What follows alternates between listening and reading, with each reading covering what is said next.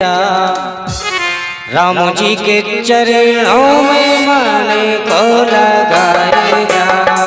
सीताराम सीताराम सीताराम गाएगा।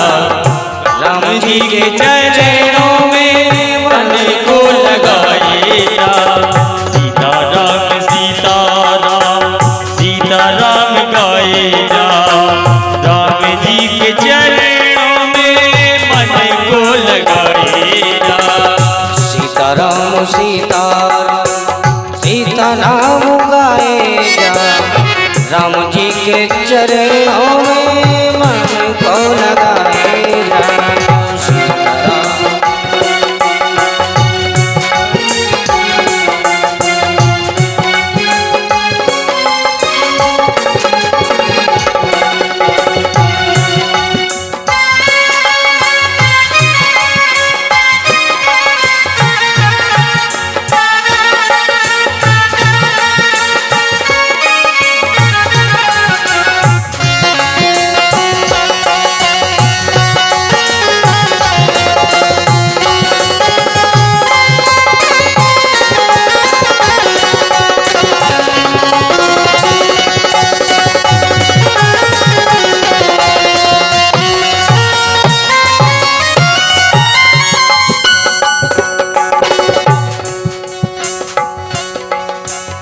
तोड़े सब रिश्ते बस जोड़े एक नाता।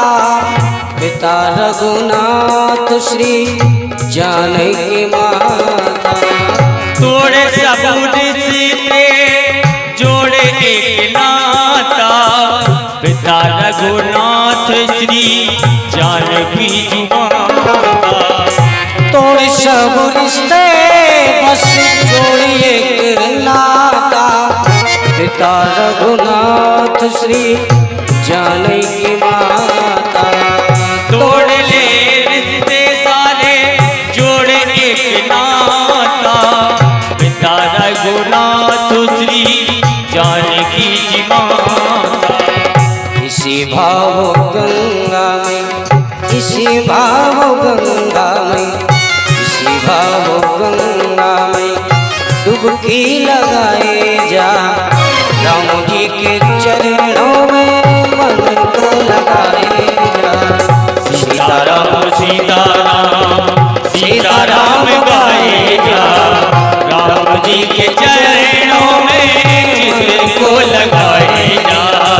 सीताराम सीताराम सीताराम गाए जा। राम जी के चरणों में मन को लगाए जा।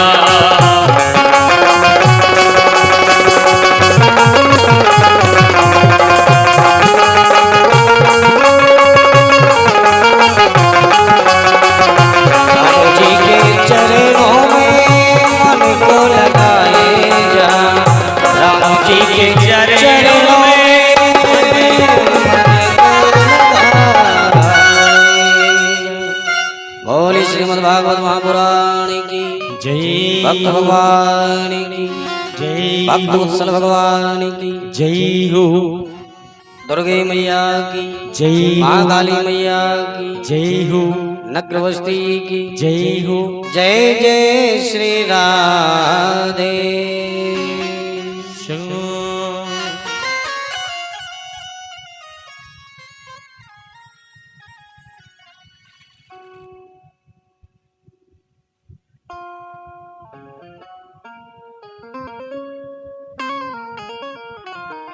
आइए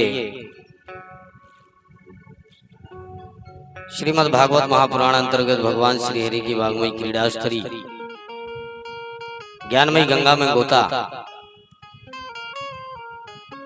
लगाते हुए आज हमारा द्वितीय दिवस।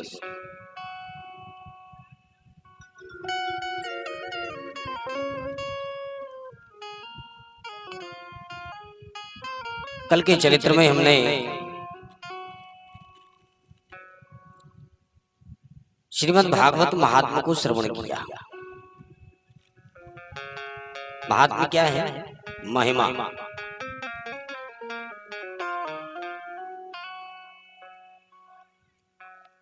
आज भक्ति महारानी समस्त भक्तों के हृदय में कैसे विद्यमान है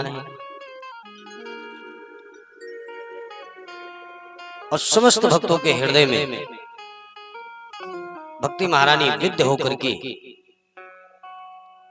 संपूर्ण भागवत संगीता को श्रवण करने के लिए प्रविष्ट हो जाती है।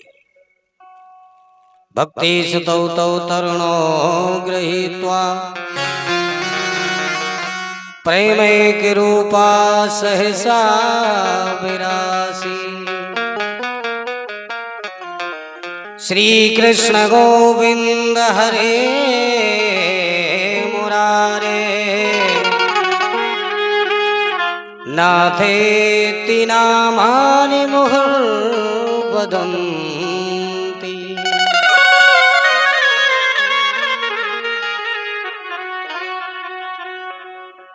तो सुतौ तरुणो, भक्त के हृदय में भक्ति महारानी विद्यमान हुई और विद्यमान होकर के संपूर्ण भागवत संगीता को श्रवण करने लगे। बोले भक्ति महारानी की। अब नारद जी एक अद्भुत प्रसंग करते हैं। कहते महाराज ये बताइए, इस संसार में एक से एक महापापी पड़े हुए हैं। ये तो मैंने प्रत्यक्ष अपनी आंखों से देख लिया कि भक्ति मैया के साथ ज्ञान वैराग्य जो ये वृद्ध पड़े थे, तौ सुतौ तरुणो, ये दोनों ही स्वस्थ होकर के नवयौवन होकर के नाचने लगे, थिरकने लगे। ये तो मैंने प्रत्यक्ष देखा। पर क्या इस संसार में एक से एक महापापी पड़े हुए हैं, तो क्या उन पापियों का पाप भी श्रीमद् भागवत श्रवण करने से कट सकता है?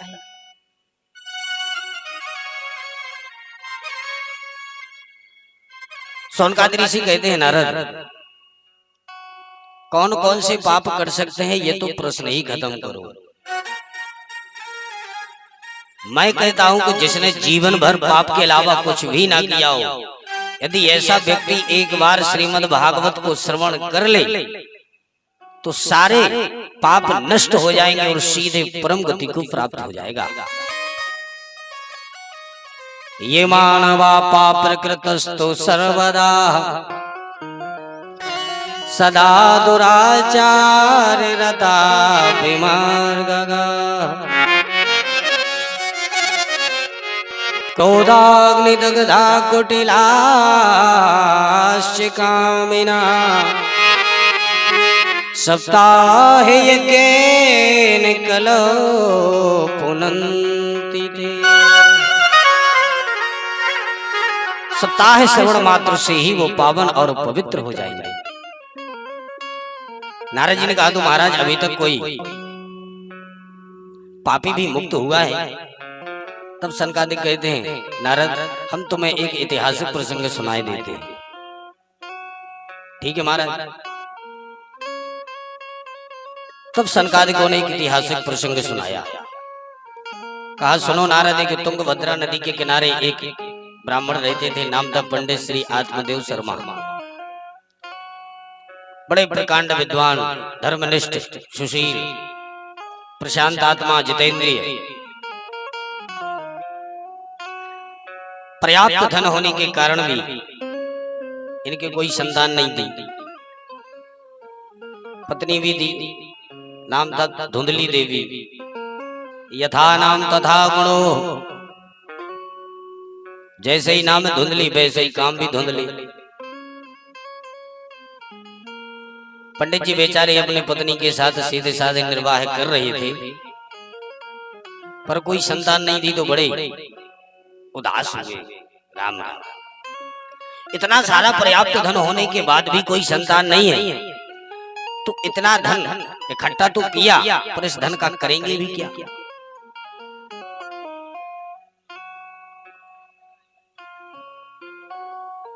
ये मन में गिलानी हुई।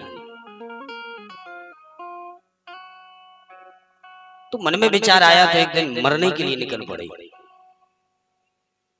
और जैसे ही वन में निकले, एकांत घनघोर जंगल में जाकर के एक वृक्ष के नीचे आसन जमा करके बैठ जाते।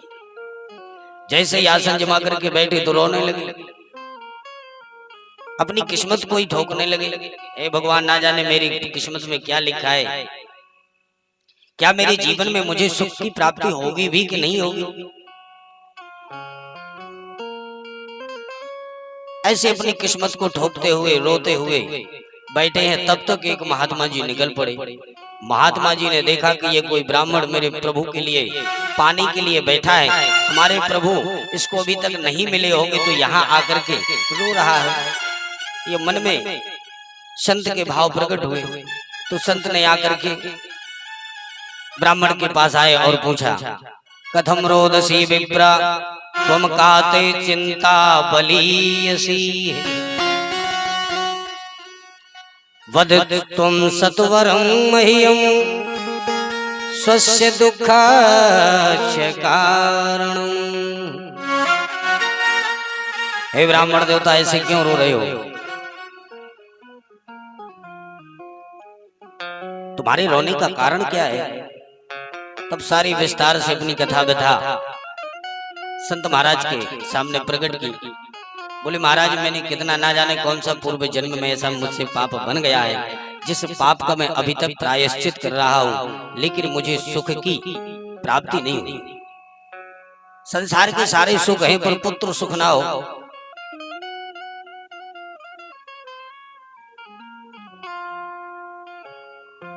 तो महाराज उसी के लिए रो रहा हूँ। अब पंडित जी ने समझाया, पंडित जी को संत जी ने, अरे बोले महाराज, ये क्या तुम अनर्गल की बातें कर रहे हो? कहीं पुत्र से सुख मिलता है? ये तुम्हारी सबसे बड़ी भूल है। अब देख लीजिए, जानवरों के दर्जनों बच्चे होते हैं, वो कितने सुखी है। इसलिए ब्राह्मण देवता, संतान से सुख मिले, ये तुम्हारी भूल है।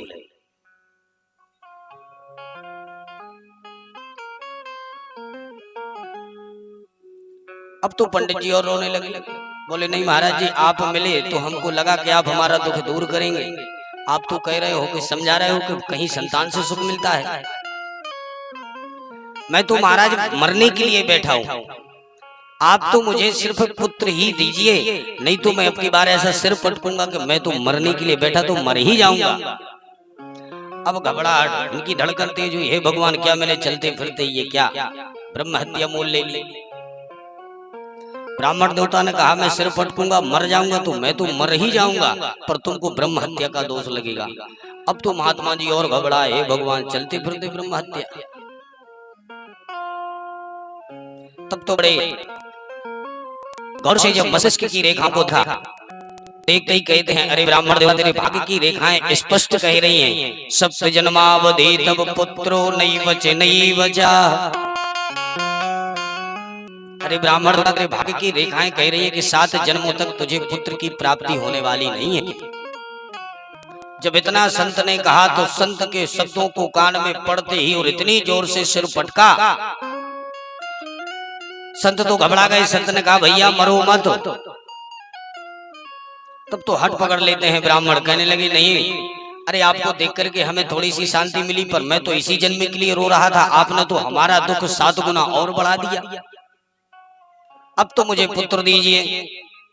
ना चेत्यजाम हम पुत्रास प्राणा से शोक मूर्छिता। अब की बार मैं ऐसा सिर पटकूंगा कि मैं तो मर ही जाऊंगा। संत जी घबराए। संत जी को तुरंत दया आ गई, तो तुरंत अपनी झोली में हाथ डाल करके एक फल निकाल करके ब्राह्मण देवता को दे दिया। कहा, ब्राह्मण देवता, जाओ जाकर के इस फल को अपनी पत्नी को खिला देना, भगवान ने चाहा तो पुत्र की प्राप्ति अवश्य होगी। इदं भक्ष्या पत्न्या त्वं ततः पुत्रो भविष्यति। जो संत महाराज ने ब्राह्मण को फल दिया, तो फल लेकर के ब्राह्मण देव अब तो नाचने कूदने लगे। तुरंत वहां से दौड़े भागे आए और सीधे अपनी धुंधली देवी के पास आए। द्वार पर आते ही चिल्लाने लगे, अरे देवी सुनती हो, जल्दी आओ, कहाँ हो, देखो मैं क्या लाया हूँ। जो कानों में आवाज पड़ी, धुंधली देवी तुरंत दौड़ी भागी, सीधे द्वार पर आई। जो द्वार पर आई, क्या लाए हो स्वामी? बोले, देखो मैं तुम्हारे लिए ये फल लाया हूँ। और जो फल देखा तो धुंधली देवी की तो बुद्धि खराब। हे भगवान, ऐसे चिल्ला रहे थे जैसे 9 लाख हार लाए हो। क्या मैंने ये फल नहीं देखे? ब्राह्मण जी ने कहा, अरे देवी को ऐसा वैसा फल नहीं था, एक महान उच्च कोटि के सिद्ध संत का दिया हुआ ये प्रसाद है। मालूम है, इस प्रसाद को यदि तू पाएगी तो निश्चित रूप से हमें पुत्र की प्राप्ति होगी। अच्छा, अब स्वामी से कुछ कह भी नहीं सकते। तो बेचारी ने कहा अरे ठीक है स्वामी, मैं नहा धो करके भगवान की ठाकुर जी की पूजा पाठ कर लूं, फिर इसके बाद मैं इस प्रसाद को पाऊंगी। बोले ठीक है देवी जी पा लेना। और प्रसाद को फल को दिया और वहां से तुरंत बढ़िया ब्राह्मण जी नगर में निकले तो नगर में सबको खुशखबरी दे रहे हैं, भगवान ने चाहा तो मेरे आंगन में भी अब किलकारियां गूंजेंगी। अब इस फल को लेकर के धुंधली देवी अंदर महलों में गई और महलों में जाकर के बैठी और उस फल को हाथ में लेकर के न जाने क्या क्या सोचने लगी। मेरे स्वामी भोले भाले ना जाने कौन से बाबा जी के चक्कर में आकर के ये फंस गए। देखो तो कहीं फल खाने से बेटा बेटी होते हैं। सोच ही रही थी कि इतने में एक पड़ोसन आई गई उसकी, और जो पड़ोसन ने आई, पड़ोसन ने देखा कि इसकी शक्ल पे तो 12 बज रहे हैं। बोली क्यों भी ऐसी उदास क्यों बैठी हो, क्या कारण है? उसने सारी कथा व्यथा उसके सामने प्रकट कर दी। बोले देखो तो सखी मैं क्या बताऊं, मेरे स्वामी भोले भाले ना जाने किसी बाबा की बातों में आ गए। वो बाबा जी ने फल दिया है और बोल रहे कि इस फल को खाएगी देवी तो तुझे पुत्र की प्राप्ति होगी। भला तुम बता सकी फल खाने से कहीं पुत्र तो होते हैं? अब उस पड़ोसी ने समझाया अरे देवी ये तो फल है, यदि इसको पालेगी तो हो सकता है सिद्ध संत का दिया हुआ प्रसाद है तो पुत्र भी हो जाएगा, क्योंकि तेरे पुत्र भी तो नहीं है, और यदि नहीं भी होगा तो फल है, कोई नुकसान तो करने वाली वस्तु है नहीं, इसलिए तू तो खा ले। तब तो उसने कहा ये भी मैंने सुना है पा तो लूंगी, और यदि पालूंगी यदि मेरे पेट में बच्चा आ गया तो फिर तो बड़ी विडंबना हो जाएगी। क्या होगी? बोले जब पेट में बच्चा आएगा तो पेट बड़ा हो जाएगा। बोले फिर? बोले यदि बड़ा हो गया पेट तो फिर क्या करना है? घर में बैठना, ननद को बुलाने ने 6 महीने पहले से ही, तू कामकाज मत करना। बोले वाह मेरी ननद बड़ी चोटी, उससे तो मेरी बनती ही नहीं, मैं तो उसको कभी बुलाने वाली हूं ही नहीं, उससे अच्छा तो है मैं इस फल को ही फेंक दूं।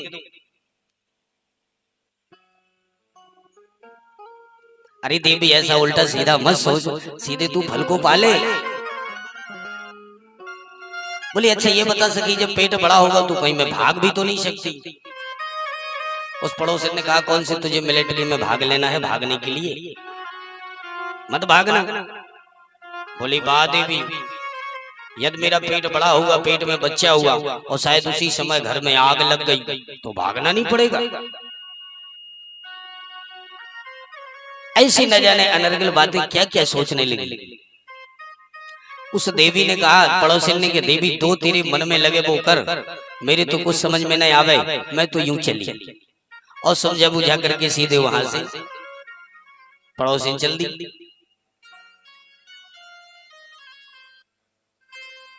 पड़ोसिन गई नहीं कि उसके बाद तो पुनः उसकी एक छोटी बहन आई। छोटी बहन को देखा तो वही पुनः शब्द प्रकट किए। इसकी छोटी बहन चाहती भी यही थी कि इसके कोई संतान ना हो,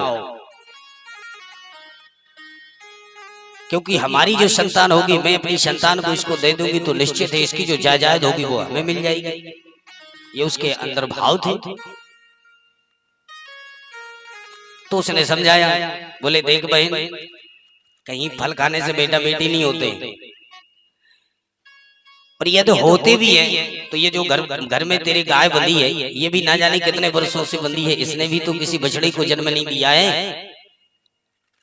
और तुझे मालूम है इस समय मैं गर्भवती हूं, मैं तुझे वचन देती हूं कि अब की बार जो हमारा पुत्र होगा वो निश्चित मैं तुझे ही दे दूंगी। और ये जो तेरा फल है संत का दिया हुआ प्रसाद, इस फल को जाकर के इस गाय को डाल दे तो फल की भी परीक्षा हो जाएगी और तुझे पुत्र भी मिल जाएगा। जो इतनी बात बहन ने कही सोई बोली वाह बहन तूने हमारी समस्या चुटकियों में हल कर दी। और सीधे जाकर के उसने उस फल को गाय को डाल दिया। सुखदेव जी कहते हैं राजन, सोनकादि ऋषि कहते हैं नारद से कि नारद उस धुंधली ने उस फल को खाया ही नहीं। एवं कुतर्क योगेन तत्फलं नैव भक्षितम्।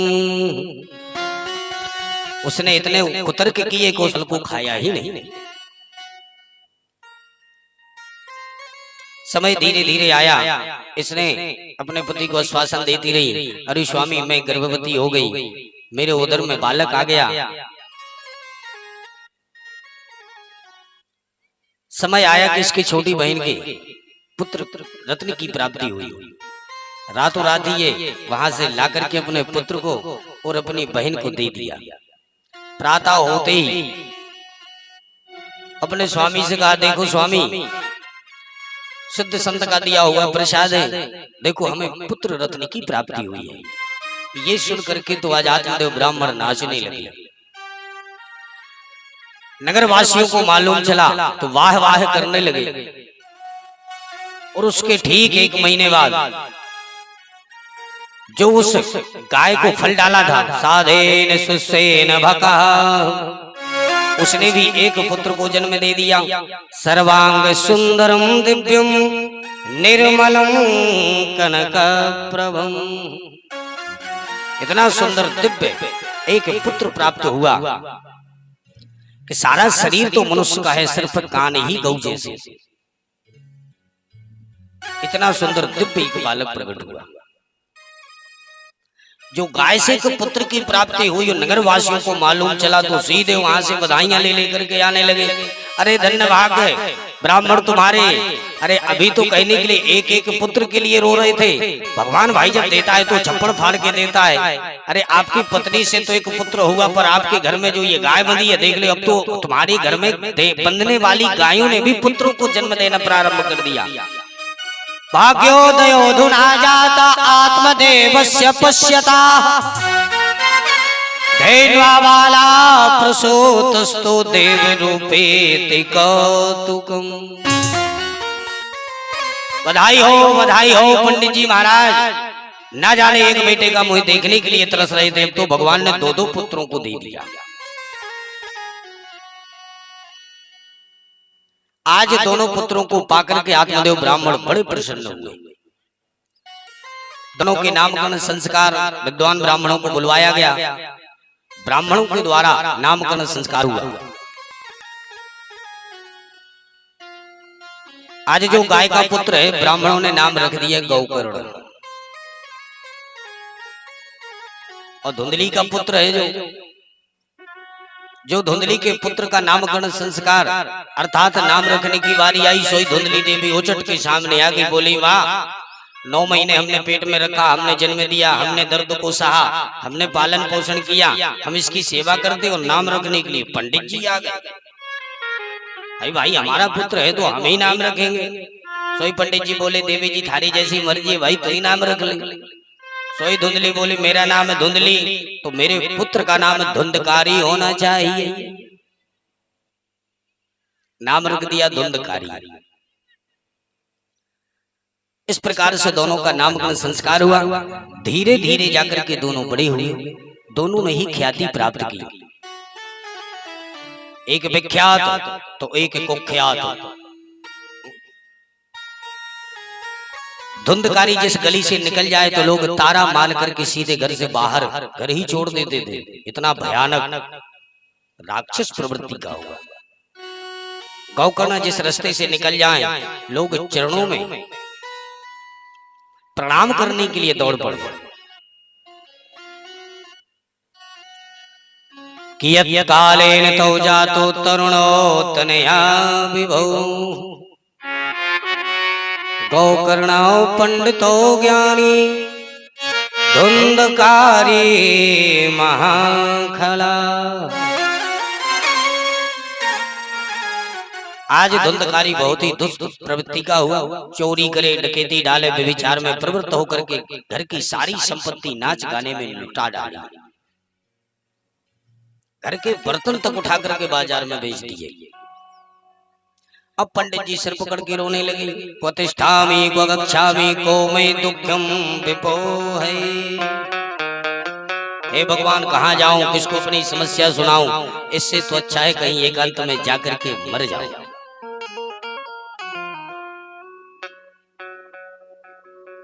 आज पंडित जी अपने पुत्र के व्यभिचार देख करके अपने आप को सहन नहीं कर पाया, वो सीधे मरने के लिए चल दिए। पहले भी मरने निकले थे, क्यों निकले थे? बोले पुत्र नहीं है। आज पुनः मरने के लिए निकले, क्यों? बोले पुत्र क्यों है। इसका मतलब हम जिसमें सुख ढूंढते हैं उसमें सुख मिलता नहीं है।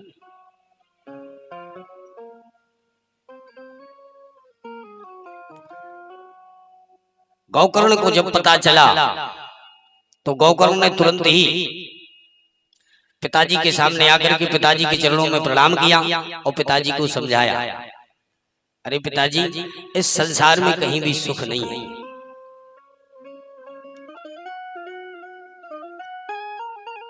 कहीं भी आप चले जाइए, संसार में किसी भी व्यक्ति से पूछिए आप कितने सुखी हो, तो कोई नहीं कहेगा कि हम सुखी हैं। धनहीन कहे धनवान सुखी, धनवान कहे सुख राजा को भारी है।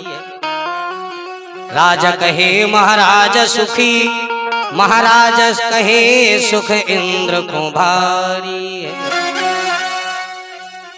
इंद्र कहे पुनि ब्रह्म सुखी, ब्रह्म कहे सुख विष्णु को भारी है। तुलसी मन सोच विचार कहे, हरि भजन बिना सब दीव दुखारी। भगवान के भजन के बिना ये संसार में ऐसा कोई जीव नहीं है जो दुखी ना हो। इसलिए पिताजी, इस संसार की सुख सुविधाओं को छोड़ करके भगवान का भजन करो।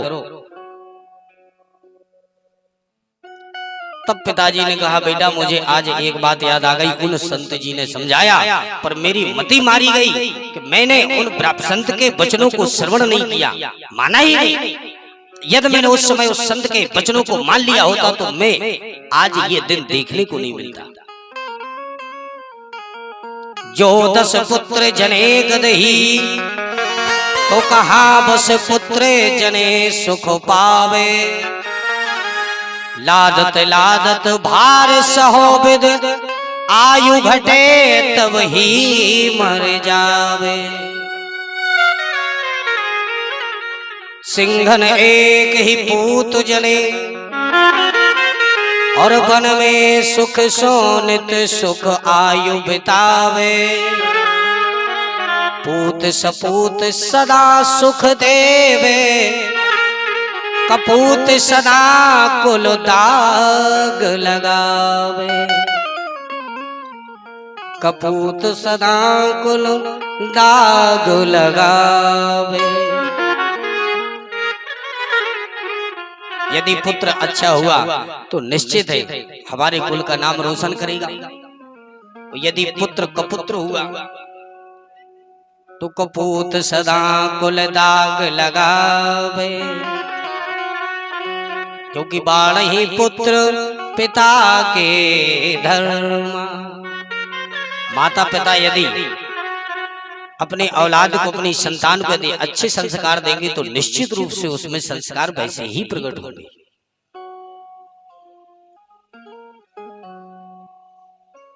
गौकर्ण ने समझाया, पिताजी इस संसार में कुछ नहीं रखा है, जाओ जाकर के एकांत में प्रभु का भजन करो।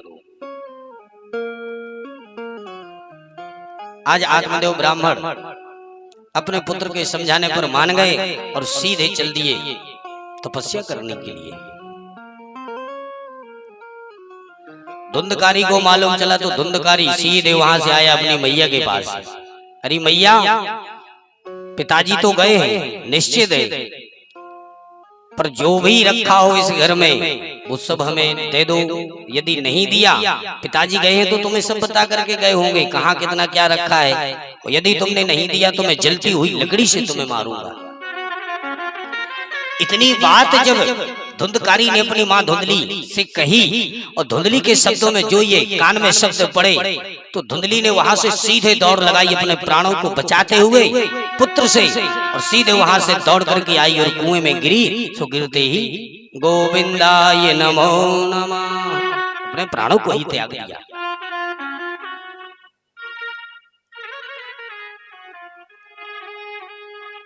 जब अपनी माता जी के लिए कुएं में गिरते हुए गौकर्ण ने देखा तो गौकर्ण घबरा गई कि हे भगवान, पिताजी वन में गए, माता जी कुएं में गई, लगता अब नंबर हमारा। तो तुरंत वहां से आए भैया के पास, भैया के चरणों में प्रणाम किया, बोले भैया एक बात कहूं क्या? बोले मेरा मन हो रहा है कि मैं कहीं जाकर के तीर्थाटन कर आऊं, तीर्थों में जाकर के बढ़िया मैं वहीं स्नान बढ़िया ध्यान और उनका दर्शन करूं। धुंधकारी ने कहा जैसे तुम्हारी मर्जी वैसा करो। आज गौकर्ण ने सीधे तीर्थाटन के बहाने और निकल पड़े। अब घर में सिर्फ अकेला धुंधकारी, जो अकेला हुआ नहीं तो सीधे बाजार में जाकर के 5 गड़काओं को ले आया और अपने घर में ही रख लिया। 5 वेश्याओं को ला करके घर में रख लिया। उन्हीं 5 के साथ अपना धीरे धीरे जीवन निर्वाह करने लगा। घर का जितना धन था वो सब इसी नाच गाने में लुटा डाला। अंत में जब सारा धन समाप्त हो गया तो एक दिन इसने जाकर के राजमहलों में डांगा डाल दिया।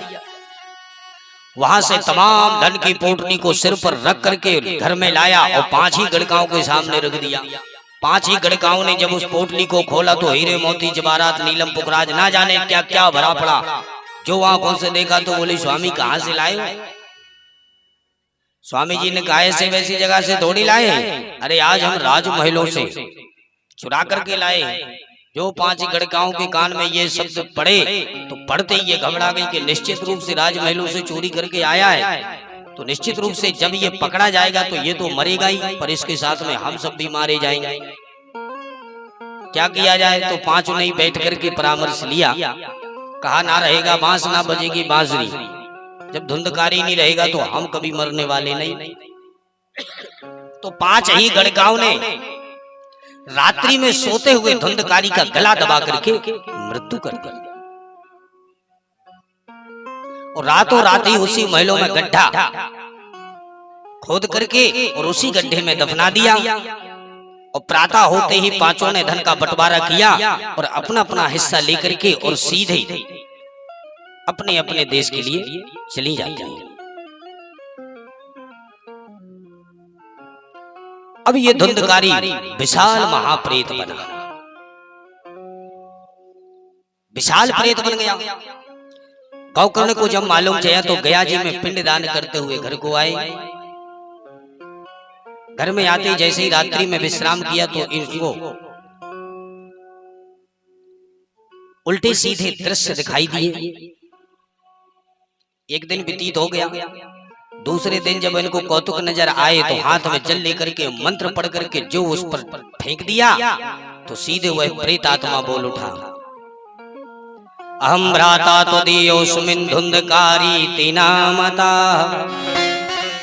स्वकीय नैव दोषेण ब्रह्मत्वं नासितं मया।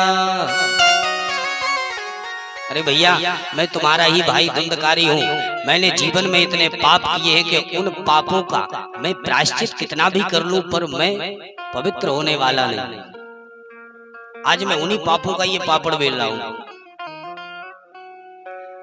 गौकर्ण ने कहा भैया मुझे सब मालूम चल गया था आपके बारे में, मैं तो गया जी में पिंडदान करके ही आया हूँ पर तुम्हारा उद्धार नहीं हुआ।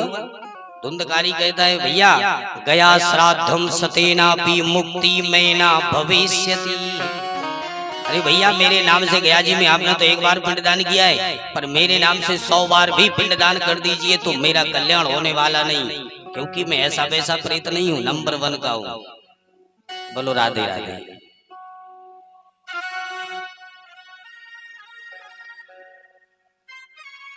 अब गौकर्ण के लिए बड़ी चिंता होने लगी कि मेरे भाई का उद्धार कैसे होगा।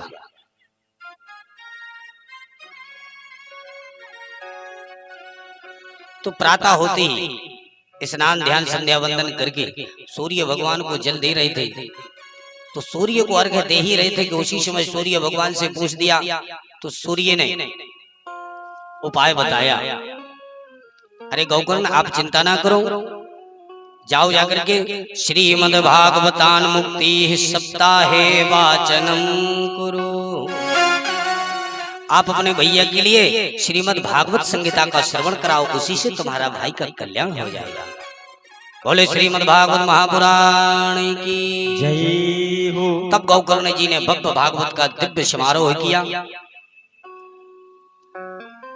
और जैसे ही कथा का शुभारंभ गौकर्ण जी ने किया तो धुंधकारी दौड़ा चला आया और सीधे आकर के वहीं पर 7 गांठ का बांस पड़ा हुआ था, उसी बांस में अब रुद्ध हो जाता है और उसी में बैठ कर की कथा को सुनने लगे। प्रतिदिन की कथा में एक एक ग्रंथि चटकती चली गई। एवं सप्तदिनश्चैव सप्तग्रंथि विभेदनम्, 7 ग्रंथियों का भेदन करके जैसे ही सप्ताह संपन्न हुआ तो दिव्य रूप धरो जात तुलसी दाम मंडिता पीतवासा घनश्यामो मुकुटी कुंडलात्मिका, दिव्य मकराकृत कुंडल झिलमिलाते हुए पीतांबर फहराता हुआ अलौकिक रूप में धुंधकारी प्रकट हो गया। जैसे ही प्रकट हुआ तो मुक्त कंठ भागवत की गरिमा गायन किया धुंधकारी ने और गौकर्ण को प्रणाम किया। धन्या भागवती वार्ता प्रेत पीड़ा विनाशिनी, धन्य श्रीमद् भागवत कथा जिसको श्रवण करने मात्र से ही प्रेत से भी हमें मुक्ति दिलाने में सामर्थ्य है। आज गौकर्ण के साथ व्यासपीठ को प्रणाम किया और सीधे दिव्य रूप एक विमान प्रकट हुआ, उसी विमान में धुंधकारी बैठा और बैठ करके पार्षद धुंधकारी को लेकर के चले जाते। समस्त जो श्रोता थे सुनने वाले वो सब खड़े हो गए, गौकर्ण जी से कहने लगे भैया कि निवेदन करना है क्या? बोले कथा तो हम भी सुन रहे थे, पर हम सबके लिए विमान क्यों नहीं आया, इस धुंधकारी के लिए क्यों आया है?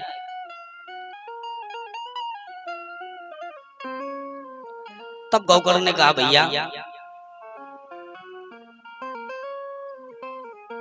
जिस भाव से आप इस कथा को श्रवण करोगे उसी भाव से आपको फल की भी प्राप्ति होगी। जिनकी रही भावना जैसी प्रभु मूर्ति देखी तिन तैसी, ये भागवत है। आप यदि इस भागवत में भगवान को देखो तो भगवान नजर आएंगे, आप इस भागवत को यदि एक पुस्तक के रूप में देखोगे तो पुस्तक नजर आएगी। जिस रूप में आप इसको देखोगे उसी रूप में ये आपको दिखाई पड़ेगी। और हम लोग भी ऐसे होते हैं ना संसार में, ऐसे ऐसे भी लोग पड़े हैं। बोले कुछ नहीं भैया चलो टोरिया में बढ़िया भागवत हो रही है, पंडित जी आए हैं, चलो चल करके सुनते हैं कैसी भागवत करते हैं। अपने नगर में तो पहली बार आए, तो कुछ पंडित जी देखने आते हैं ठीक ठाक है कि नहीं है, सुंदर दिखते हैं कि नहीं है। कोई कथा सुनने आते हैं, महाराज जी तो ठीक ठाक है पर कथा गड़बड़ है। कछु भजन ही सुन में आ रहा है। बोले नहीं महाराज जी तो कथा बढ़िया करते लेकिन भजन नहीं गाओ। वो 2-4 भजन अच्छे बढ़िया गा दो तो 2-4 लोग सही, पर 2-4 लोग कहेंगे महाराज जी तो कथा कम बोलत पर भजन ज्यादा गाओ। ये संसार है। और कुछ लोग ऐसे भी आते हैं, बोले क्या बताएं भैया नवदुर्गा समिति वालों ने ये भव्य भागवत का समारोह किया है, एक दिन तो हमें निमंत्रण में जाना ही पड़ेगा कथा सुनने के लिए, नहीं तो भंडारी में पूरी कैसे मिले। इसलिए 7 दिन में एक दिन तो जाना ही पड़ेगा, नहीं तो नवदुर्गा समिति वाले कहेंगे फलाने घर से तो कोई आया ही नहीं, ना तो आरती में नजर आया माता की, ना कथा में नजर आया, इसलिए जाना पड़ेगा। तो कुछ लोग तो जबरदस्ती आते हैं, भैया उन्हें दिखाई तो दे ही पड़ो कि हम आए। और कुछ ऐसे भी आते हैं कि वो कमी देखते हैं, भगवान इस तरफ नहीं इस तरफ होना चाहिए, ये पीठ यहाँ नहीं यहाँ होना चाहिए। तो ये संसार है, संसार को रिझाना बड़ा मुश्किल, पर प्रभु का नाम कैसे भी लो, कल्याणकारी ही है। भाव को भाव अनख आलस, नाम जपत मंगल देशी दस। प्रभु का नाम उच्चारण किसी भी स्थिति में आप उच्चारण करो, निश्चित रूप से तुम्हारा कल्याण ही होगा।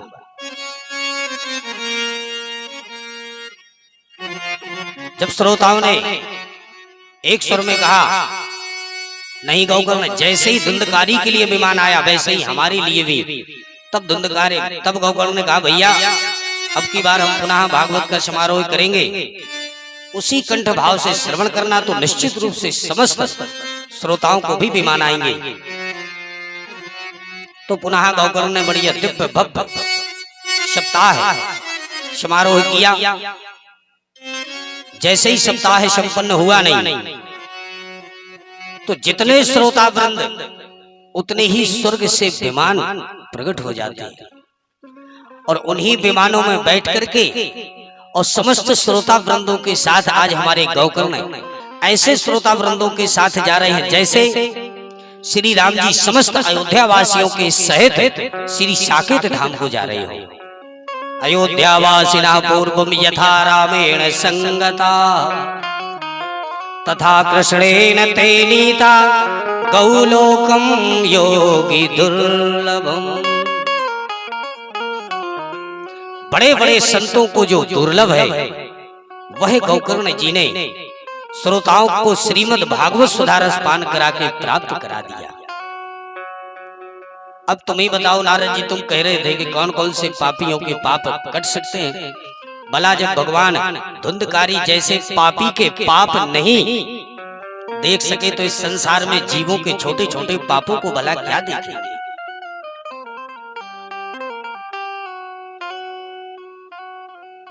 मरने के बाद भी जो तरस गया, तो भला इससे और पापी कौन हो सकता है। धुंधकारी जैसा पापी तर गया। इतना सुन करके नारद जी गदगद हो गए। बोले श्रीमद् भागवत महापुराण की जय हो। भजन बिनु सुनो है संसार, भजन बिनु सुनो है संसार।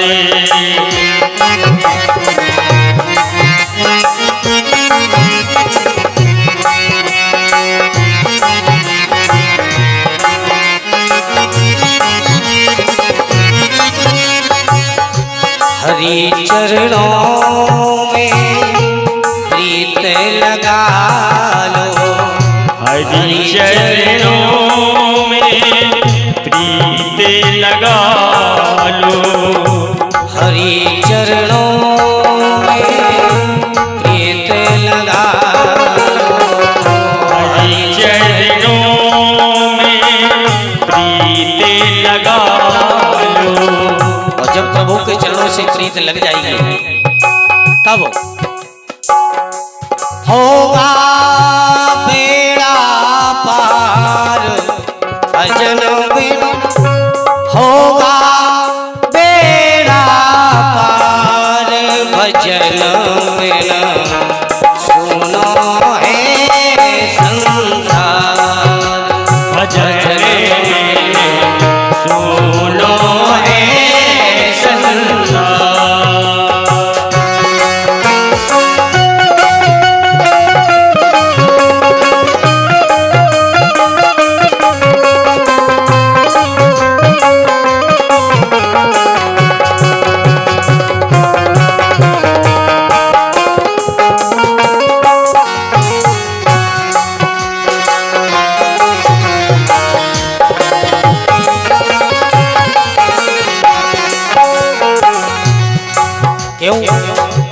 सपने जैसा ये जगत बना है, सपने जैसा ये जगत बना है, सपने जैसा ये जगत बना है, सपने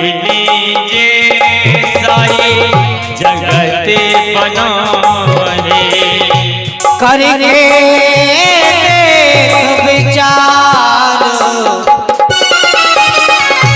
जरा विचार करके देखो, क्योंकि सुख में आन सबई मिलो बैठत रात चहु दिसी घेरी, पर विपत पड़ी सब ही संग छाड़त को न आवत नेरी।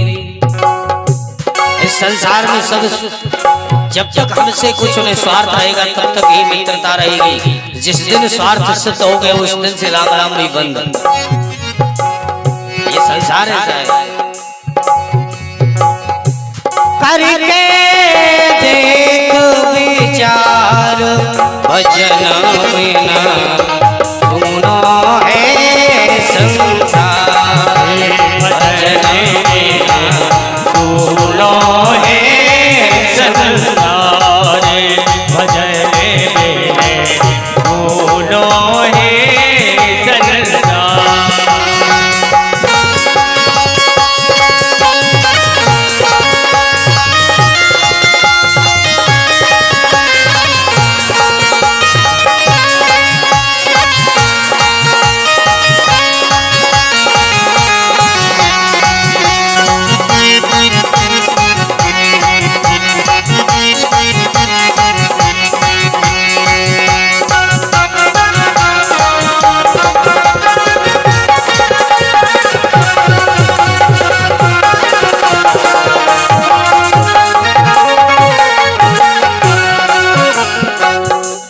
स्वार्थ लाग हजारों भजन बिना, स्वार्थ लाग हजार भजन बिना सुनो है संसार, भजन बिना सुनो है संसार, भजन बिना सुनो है संसार, भजन बिना सुनो है संसार। बोले श्रीमद् भागवत महापुराण की जय हो। और अंतिम प्रश्न नारद जी ने पूछा, महाराज ये बताओ कि कथा सुनने के नियम क्या है?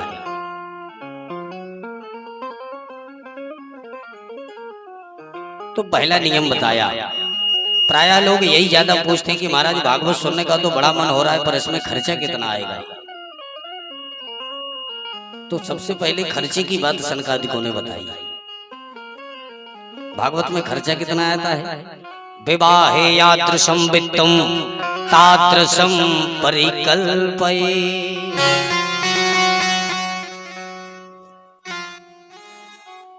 जैसे किसी से पूछा जाए कि बेटी के विवाह में खर्च कितना आएगा, कोई बता सकता है? एक बेटी का पिता भी नहीं बता सकता कि बेटी के विवाह में खर्च हम कितना कर सकते हैं। सामर्थ्य तो हमारी 10 रुपए की है, पर हो सकता है उसमें 12 भी हो जाए।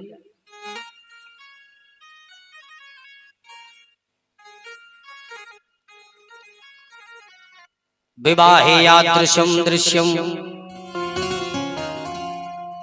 तादृशं परिकल्पये। जैसे हम एक बेटी के विवाह का खर्च अनुमानित नहीं लगा सकते कितना आएगा, ऐसे ही भागवत में कोई खर्च की आवश्यकता नहीं कि इतना ही हम कर पाएंगे। जैसे पिता अपनी बेटी के लिए सुंदर से सुंदर, योग्य से योग्य वर की तलाश करता है, ऐसे ही जब भागवत सुनने का मन हो तब सुंदर से सुंदर ब्राह्मण, कुलोत्पन्न, धर्मनिष्ठ, कर्मनिष्ठ, वेद वेदांत का जिसे ज्ञान हो, समझाने में जो निपुण हो, ऐसा भागवत प्रवक्ता होना चाहिए। ऐसा नहीं कि 7 दिन निकल गए, भागवत हो गई, समझ में ही नहीं आई कि भागवत हो गई कि क्या हो गई। तो जो समझाने में निपुण हो, जिसको भागवत का जिसको ज्ञान हो, वेद वेदांत का जिसको ज्ञान हो, दिखने में भी सुंदर हो, मालूम चला कि द्वार पर बारात आ गई तो बारातियों तो कोई देखता नहीं है, हैं? रात में माताएं बहनें रात में छत पर खड़े होकर के देखती है दूल्हा तो देख लो ठीक ठाक है कि नहीं। बारातियों को कोई नहीं देखता, दूल्हा ठीक ठाक है, हाँ भैया फलानी लड़की के लिए बहुत सुंदर है, देख लो दूल्हा कितना अच्छा है। अब मालूम चला कि दूल्हा जी की तो एक बाजार ही बंद है, आंख ही नहीं है, पता चलो कि चावल टेढ़ी है।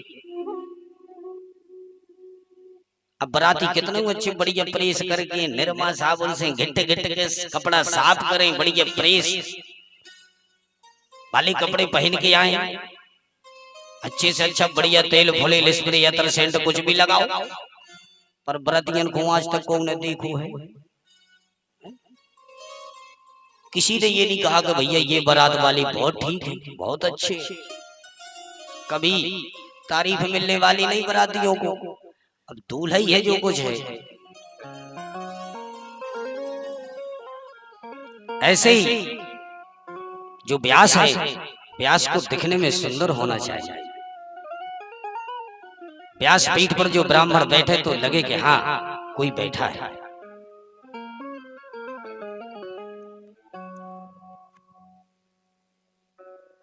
विवाहे यादृशं वित्तं तादृशं परिकल्पये।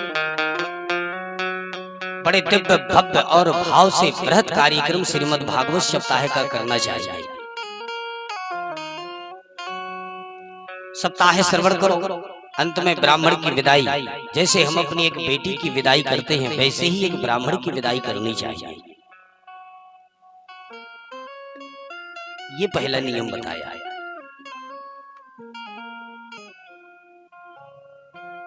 दूसरा नियम बताया, सप्ताह श्रवण करो, 7 दिन तक निराहार रह करके। नारद जी तो खड़े होकर के हाथ जोड़ लिए, बोले महाराज तब तो सुन ली कथा, 7 दिन निराहार, ये कलिकाल है महाराज, कलिकाल में कोई 24 घंटे नहीं रह सकता। निराहार आप कह रहे हैं 7 दिन तक। सनकादिक कहते हैं नारद यदि निराहार से काम ना चल सके तो पयपानम, सिर्फ 7 दिन तक दूध ही पियो, और दूध का पान करके ही 7 दिन श्रवण कथा को करनी चाहिए।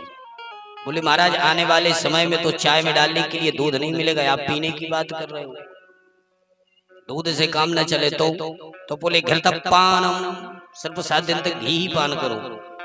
बोले महाराज दूध की तो दूध ऊपर ही, तुम घी की बात कर रहे हो, रोटी में तो चपर में घी नहीं है, तुम पीने की बात कर रहे हो। बोले यदि घी से भी काम ना चले तो बोले फलाहारम, सिर्फ 7 दिन तक फलाहार ही करना चाहिए। बोले महाराज यदि फलाहार से भी काम ना चल सके तो सनकादिक कहते हैं फलाहारम, पेट भर खाओ, पर पाओ कितना, भोजन तब उत्तम है, क्योंकि जब ज्यादा भोजन हम कर लेते हैं तो आलस आता है, इसलिए भोजन स्वल्पाहार रूप में करना चाहिए। कम भोजन करोगे तो आलस नहीं आएगा, कथा सुनने में भी बढ़िया मन लगेगा। भोजन कब उत्तम है, जब कथा सुनने में आनंद आवे।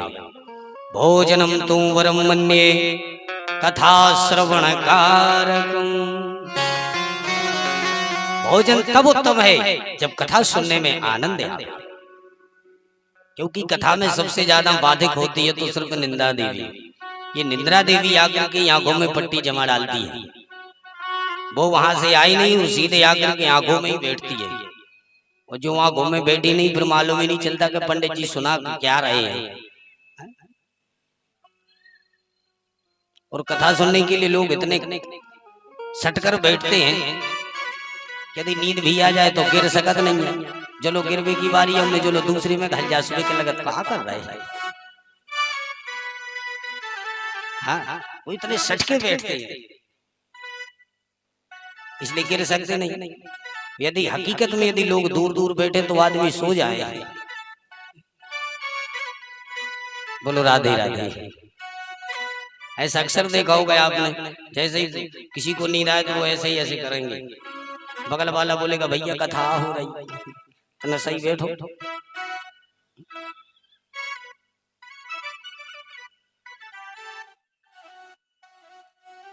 भोजन तब उत्तम है जब कथा सुनने में आनंद आवे।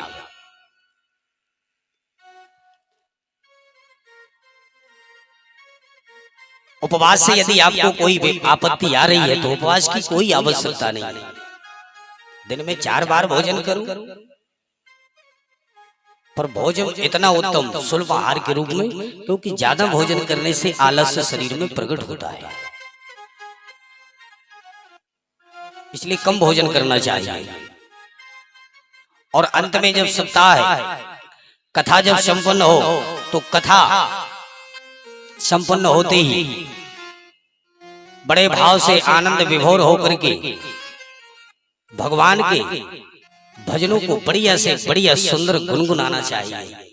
और जो गुनगुनाने की बात सनकादिक ने कही नहीं कि तुरंत नारद जी ने बीणा उठाई, और जो बीणा उठाई नहीं, प्रहलाद जी को मालूम चला तो प्रहलाद जी ने तुरंत खड़ताल उठाई। सभी के सभी देव ऋषि वृंद सबके सब उठ करके अपने अपने वाद्य यंत्रों को लेकर के और सभी के सभी एक स्वर में हरि कीर्तन गाने के लिए तैयार। आइए हम और आप भी मिलकर के सभी उन भक्तों की भांति, ऋषियों की भांति हम सब भी बड़े भाव से गुनगुनाएं। कथा के संपन्न होते ही भजन को गुनगुनाना चाहिए, क्योंकि भजन के गुनगुना से जितने हमारे शरीर में विकार होते हैं वो मुखार बिंद से प्रभु का नाम उच्चारण करते ही वो निकल के सब ध्वस्त हो जाते हैं। इसलिए जितना बने प्रभु का भजन मुखार बिंद से उच्चारण ही करना चाहिए। श्रीमन नारायण नारायण हरे हरे, श्रीमन नारायण नारायण हरे हरे, श्रीमन नारायण नारायण हरे हरे, श्रीमन नारायण नारायण हरे हरे, श्रीमन नारायण नारायण हरे हरे।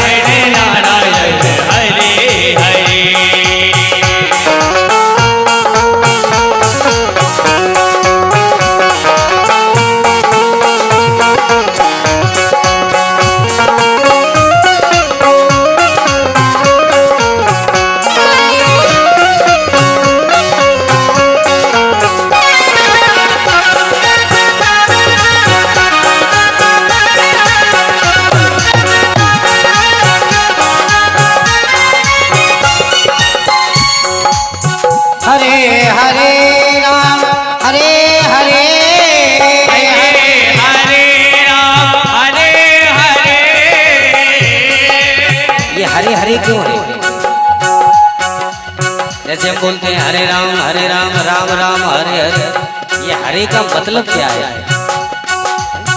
हम बोलते तो हैं हरे राम हरे राम। हे प्रभु, जितने हमारे शरीर में विकार हैं, जितने भी हमारे शरीर में पाप है, जो भी हमने पाप किए हैं उन सबको हे प्रभु आप आकर के हरो। इसलिए एक प्रभु का नाम है हरि, जो सब कुछ हर ले वो हरि है। हरे हरे राम हरे हरे, हरे राम हरे हरे, हरे हरे राम हरे हरे, हरे राम हरे हरे,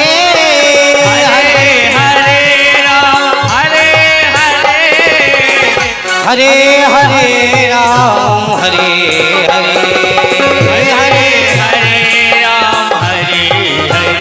श्रीमन नारायण नारायण हरे हरे, श्रीमन नारायण नारायण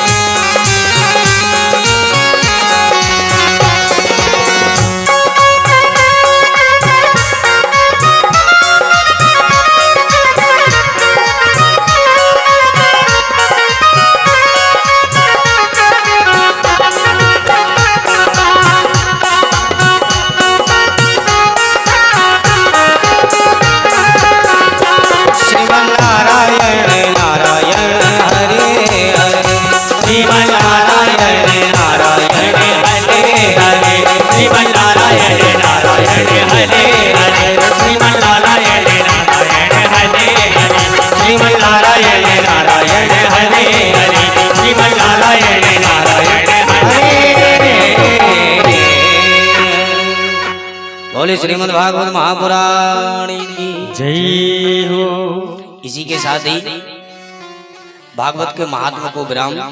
आइए हम प्रथम स्कंद में प्रवेश करते हैं। जन्माद्यस्य यतोऽन्वयादितर्दश चार्थेष्वभिज्ञस्वराट् तेने ब्रह्म हृदय आदि कवये मुह्यन्ति यत् सूरया तेजो वारि मृदां यथा विनिमयो यत्र त्रिसर्गो मृषा धाम्ना स्वेन सदा निरस्तकुहकं सत्यं परं धीमहि। कथा प्रारंभ हो गई, पर सूत जी महाराज ने ध्यान नहीं किया। तो सूत जी महाराज ध्यान कर रहे हैं। सूत जी महाराज ध्यान में कहना क्या चाहते हैं और किसका ध्यान कर रहे हैं? सूत जी महाराज ने जो ध्यान किया उसमें किसी भी देवता का नाम नहीं लिया। अच्छा, जब किसी भी देवता का नाम नहीं लिया तो ध्यान किसका कर रहे हैं? तो सूत जी महाराज स्पष्ट कहते हैं कि हम ध्यान किसका कर रहे हैं? बोले सत्यम परम धीमहि। हम अपने इष्ट को ही सत्य रूप में मान करके सिर्फ उन्हीं का ध्यान कर रहे हैं। और सत्य कौन है? कोई भी कार्य करो, जब तक हम अपने इष्ट को साथ में नहीं लेंगे तब तक हमारा कोई कार्य संपूर्ण होने वाला नहीं है। इसलिए कोई भी कार्य करो, सबसे पहले अपने इष्ट को आगे करो। और इष्ट कौन है? जिसको हम अपने कुल देवता कहते हैं। यदि हमारा कुल देवता यदि इष्ट प्रसन्न रहा तो संसार में हमें किसी भी देवताओं की कृपा प्राप्त करने की आवश्यकता नहीं है कि हमें इस देवता की कृपा मिले। एक साधे सब सधे सब साधे सब जाए। एक को पकड़ लो, संसार को पकड़ने की कोई आवश्यकता नहीं है।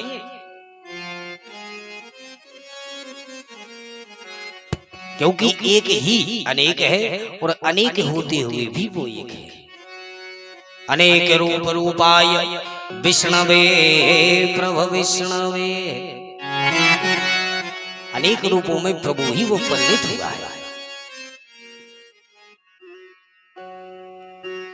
तो आज श्री सूत जी महाराज अपने इष्ट का ध्यान कर रहे हैं। और इष्ट कौन है श्री सूत जी महाराज का? बोले सत्यम परम धीमहि। जो सत्य स्वरूप श्री हरि नारायण है उन्हीं का ध्यान करते हुए श्रीमद् भागवत को शुभारंभ किया। श्रीमद् भागवत क्या है? बोले निगम कल्प तलोर गलितम सुकुमुखाद मृतद्रव संयुतम पिबत भागवतम रसमालयम मुहुरहो रसिका भुवि भावुका।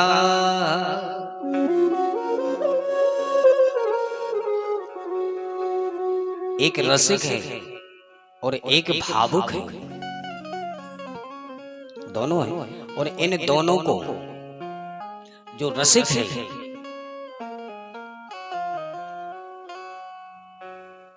रसिक बड़े भाव से उस रस को पान करता है, और जो भावुक है वो भाव से पान करता है। मन हुआ तो करना है, नहीं मन हुआ तो नहीं करना, वो तो मन परे की बात है। इसलिए रसिका भुवि भावुका। वो रसिक जन और वो भावुक जन। उदाहरण से हम समझें, जैसे हमारे घर में एक अतिथि आया। अब वो अतिथि आया तो जैसे ही हमारे घर में कोई अतिथि आवे तो हम तत्काल में बढ़िया ट्रे में गिलास में पानी लेकर के जाते हैं। अब पानी लेकर के उसके सन्मुख पहुंचे, नहीं भैया अभी हम स्टैंड से पी के ही चले आ रहे हैं। पर वो हमारा कर्तव्य बनता है कि हमारे जो द्वार पर आया है उसको उसके सामने हमें ये वस्तु प्रकट तो करनी है। पर उसका भाव नहीं है। नहीं भैया हम बिल्कुल पी के ही चले आ रहे हैं, माने नहीं है। नहीं भैया थोड़ा सा ले लो। तब जबरदस्ती यदि करोगे भी तो फिर उसमें कमी निकालेगा। क्यों भैया कहाँ का ही पानी है, नदी का तो नहीं है, कहीं कुएं का तो नहीं है, नल का है क्या बोर का है?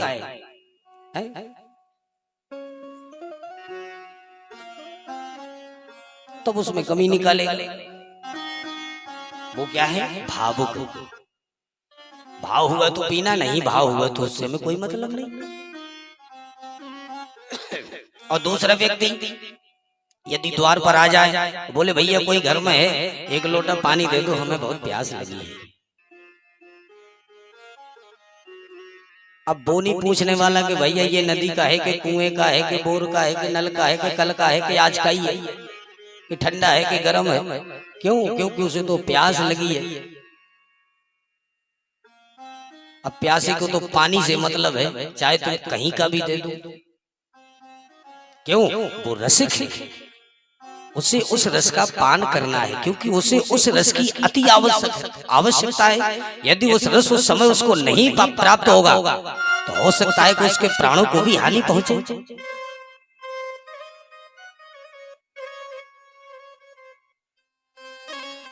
इसलिए वो रसिक और वो भावुक।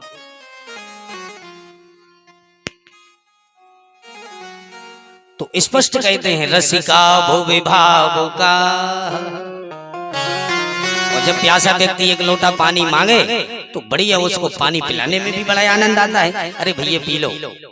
उसने अपन ने पूछा क्यों भैया और लाएं? हाँ थोड़ा सा और। तो थोड़ा सा नहीं लाएंगे, वो भी फिर भर के ही लोटा लाएंगे। ऐसा होता है कभी कि किसी ने एक गिलास पानी पिया, फिर उसने कहा भैया थोड़ा सा और। तो हमने कभी उसको आधा गिलास पानी दिया क्या? हम भी पुनः उसको दूसरी बार भी देते हैं तो भर के ही देते हैं। नहीं भैया आप तो इतना उसको भी पियो। हो सकता है शायद वो पूरा गिलास पानी ना पी सके, आधा बचा रहे, पर हम उसको देने में कंजूसी नहीं करते। ऐसे ही प्रभु के चरित्र है। यानी सुनाने वाला यदि सुनाने के लिए बैठा है तो सुनने वाले को भी रसिक की तरह सुनते रहना चाहिए।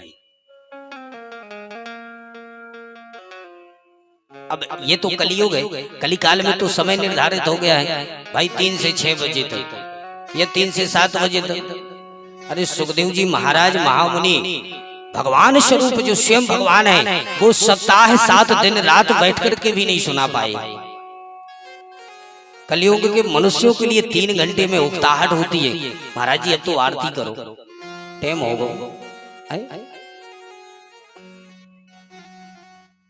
भगवान के चरित्र, ये जीवन हमें मिला ही प्रभु के चरित्रों के लिए है। हमें संसार में आए किस लिए और क्या कर रहे हैं ये हमें खुद नहीं मालूम है। भगवान ने यहाँ भेजा तो किस लिए भेजा? हम यहाँ आए तो हमारे यहाँ आने का कारण भी क्या है ये हमें मालूम होना चाहिए।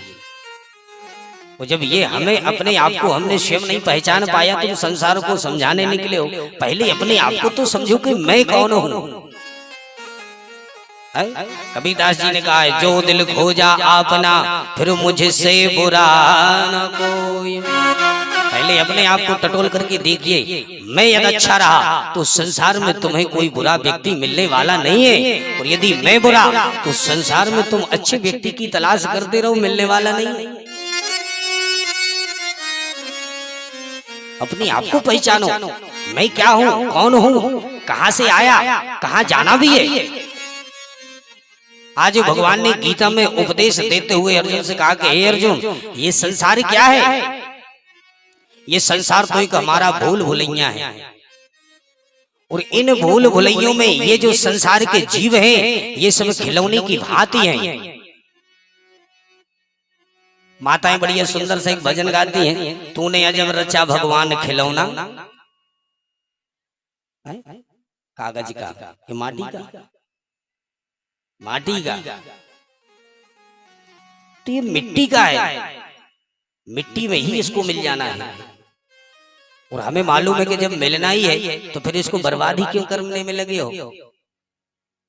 और भूल भुलैया क्या है? मैं और मोरे तोरते माया, ये मेरा पुत्र, ये मेरी बहू, ये मेरी नाती, ये मेरे नातिन, ये मेरे चाचा, ये मेरे भाई, ये मेरे भैया, ये संसार बस इसी में, यही तो मेरी भूल भुलैया है।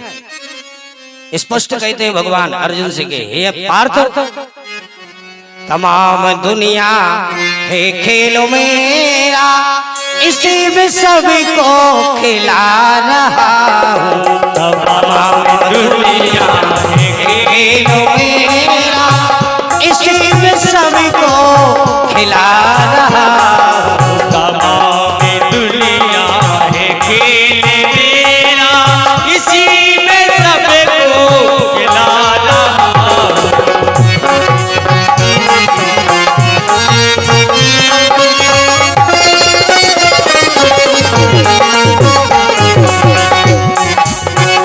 तमाम दुनिया है खेल मेरा, इसी में सभी को खिला रहा हूँ। ये क्या है? ये हमारा दुनिया तो एक खेल का मैदान है, और इसी खेल के मैदान में इसी में कर दी भूल भुलैया, इसी में कर दी भूल भुलैया, इसी में सभी को भुला रहा हूँ। इसी में कर दी भूल भुलैया, इसी में सभी को भुला रहा हूँ।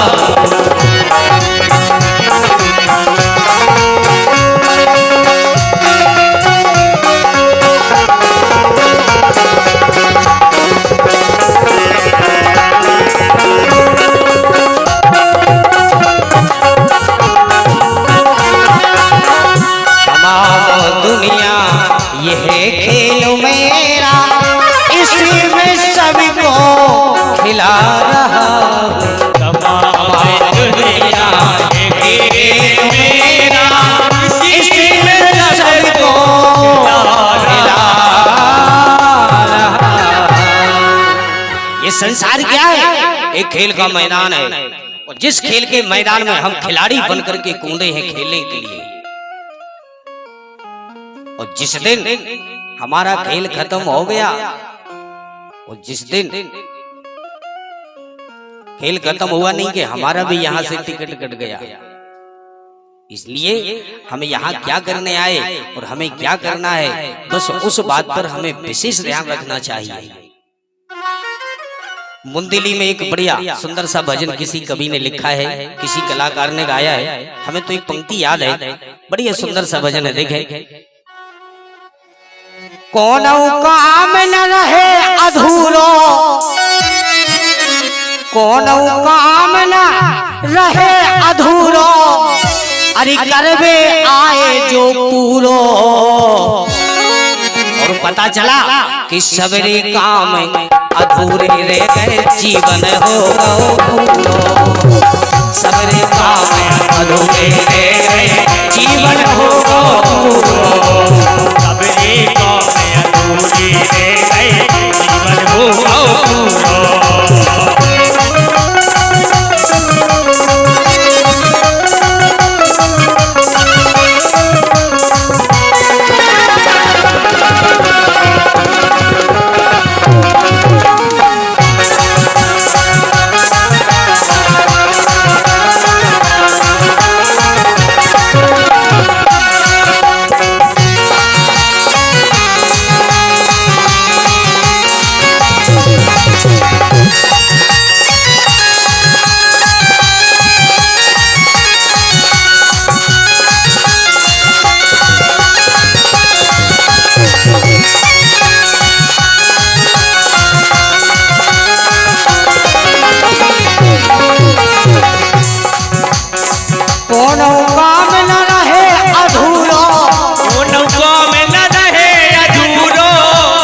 अधूरा रह गया तो निश्चित है कि वो कार्य पूरा करने के लिए हमें फिर आना पड़ेगा।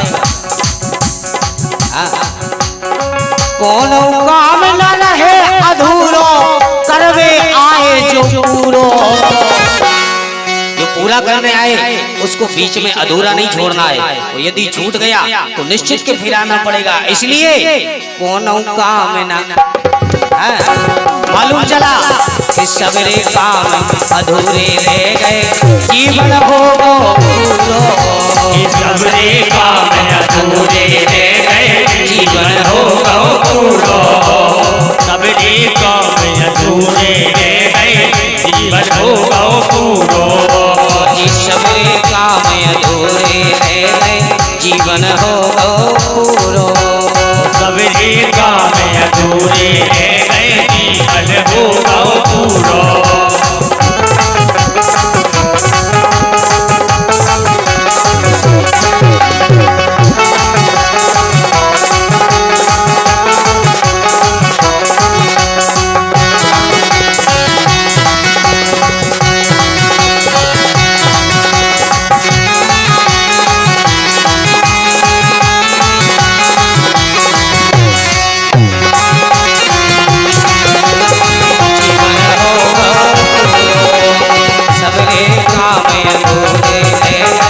जीवन हो पूरो। इसलिए हमें इस बात पर विशेष ध्यान रखना चाहिए कि जो कार्य करने आए थे यहाँ क्या करने को, क्या कर बैठे मालूम नहीं। क्या करने आए और क्या से क्या कर बैठे ये हमें खुद को भी मालूम नहीं है। इसलिए ये हमें विशेष याद होना चाहिए कि हम किस लिए आए और हमें क्या करना है। तो रसिका भोवे भावुका,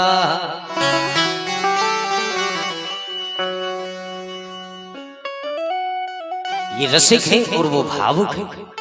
तो रसिक जन जो होते हैं उनको चाय जितना पिलाते जाओ, पिलाने में भी बड़ा आनंद आता है।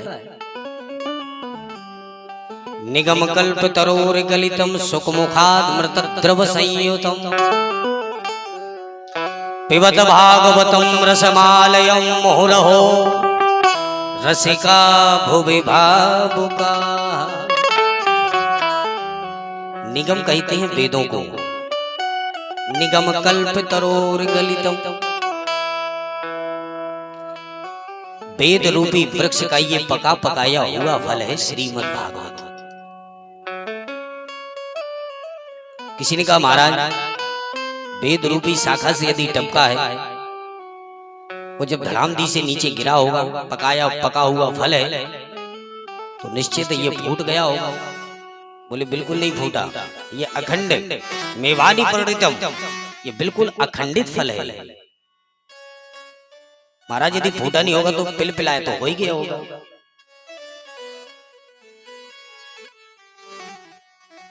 बोले बिल्कुल बिल्कुल ना तो ये पिलपिला है और ना फूटा हुआ है, बिल्कुल अखंड अखंडित फल, और इतना मीठा है कि एक बार यदि इस फल का जिसको स्वाद मिल गया वो फिर जीवन भर इस रस के अलावा दूसरा रस उसे अच्छा लगता ही नहीं। महाराज इसमें कौन सा रस है? रसो वैसा रसम भेवानम लद्धा नंदी भवती। हमारे रसराज श्री बांके बिहारी ही इस फल के रूप में रसराज बिहारी बनकर के विद्यमान है। किसी ने कहा महाराज ये तो तुम्हारा फल है, तो तुम अपने फल को तो मीठा कहोगे। भाई जो बेचने वाले होते हैं ना फलों के, उन्हें बेचने का बड़ा तजुर्बा होता है, वो बढ़िया उनकी शैली होती है बोलने की। हाँ भाई मलाई वाले केले, तो कहीं मलाई से थोड़ी केले बनते हैं, पर वो मलाई जैसे ही होते हैं।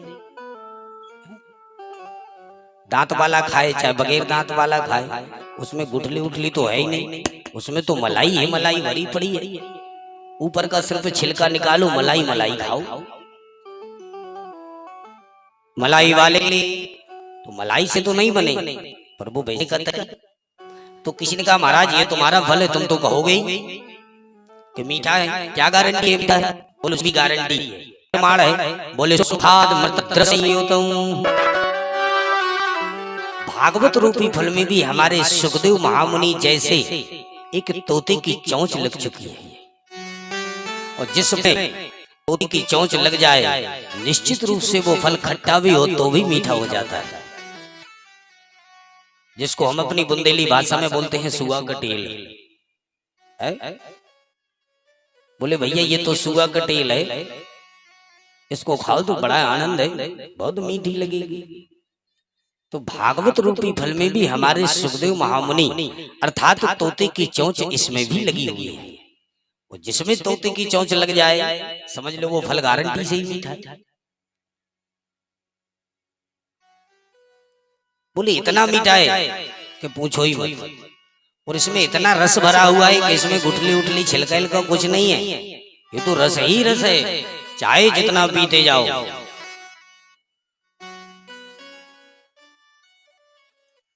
और ये धम्मदी से तो नीचे गिरा नहीं कि फूट गया हो गया पिलपिला गया। फिर महाराज कैसे गिरा, तो वही बता रहे हैं। शिष्य प्रशिष्य शन पल्लवम परंपराया शनै शनै अखंड मेवापतीर्णम न तो उच्च निपाते न स्वपिवतम। अर्थात ये धम्मदी से नीचे नहीं गिरा। फिर बोले भगवान श्री हरि की शाखा से टपका और सीखे ब्रह्मा जी की शाखा पर अटका। ब्रह्मा जी की शाखा से टपका तो सीधे नारद जी की शाखा पर अटका। नारद जी की शाखा से टपका तो व्यास शाखा पर अटका। व्यास शाखा से टपका तो सुख शाखा पर लटका, और सुख शाखा से टपका तो सीधे राजा परीक्षित को निमित्त बना करके हम समस्त जीवों के लिए इस रस को पान करने के लिए प्रदान कर दिया। बोले श्रीमद् भागवत महापुराण की जय हो। इसलिए चाहे जितना पियो, क्योंकि इस रस की कोई सीमा नहीं है। रामचरित शतकोटि अपार, चाहे जितना पीते जाओ। और पिलाने वाला भी तो उदार मना होना चाहिए।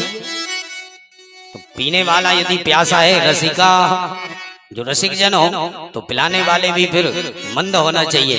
मंदा सुमंद मतियो मंद भाग्य हुरपत्रुता, बड़े भाव से हुरपत्रुता होकर के उसको रस को पिलाते जाओ, तो रसिका भी बड़े भाव से पीता जाए।